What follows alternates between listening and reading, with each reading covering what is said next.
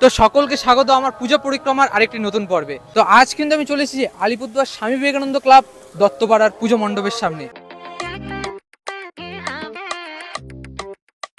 কি রয়েছে এবারে তাদের থিম এবং ভেতরের প্রতিমা কেমন রয়েছে তার সবকিছু কিন্তু ঘুরে দেখবো।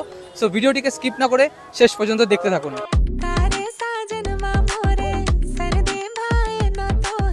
এবছর আলিপুরদুয়ার স্বামী বিবেকানন্দ ক্লাব কিন্তু আলিপুরদুয়ারবাসীকে উপহার দিয়েছে ব্যাংককের অরুণ মন্দির। দেখতেই পারছো কতটা উঁচু পুরো মন্দিরটা। কারিগরের নিদারুণ দক্ষতা দিয়ে কিন্তু খুব সুন্দরভাবে ফুটিয়ে তুলছে পুরো মণ্ডপটি। তো এই হলো স্বামী বিবেকানন্দ ক্লাব পুজো মণ্ডপের অন্দরমহল। পুরোটা মণ্ডপের মধ্যে কিন্তু কাজ হয়েছে শামুক ঝিনুক এসব দিয়ে।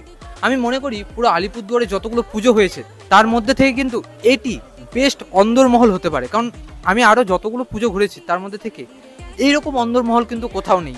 এতটা নিখুঁতভাবে পুরোটা কাজ হয়েছে, জাস্ট অমাইক। এবং আমার পিছনে রয়েছে কিন্তু স্বামী বিবেকানন্দ ক্লাবের মায়ের প্রতিমা। কুমোর কতটা নিখুঁতভাবে মায়ের প্রতিমাটিকে তুলে ধরেছেন। তো এই ছিল স্বামী বিবেকানন্দ ক্লাবের পুজো মণ্ডপ এবং মায়ের প্রতিমা। আশা করি ভিডিওটি ভালো লেগেছে। ভিডিওটি ভালো লাগলে অবশ্যই পেজটিকে ফলো করো এবং আমার ইউটিউব চ্যানেলটিকে সাবস্ক্রাইব করে পাশে থাকো। দেখা হচ্ছে পরবর্তী পুজো মণ্ডপে।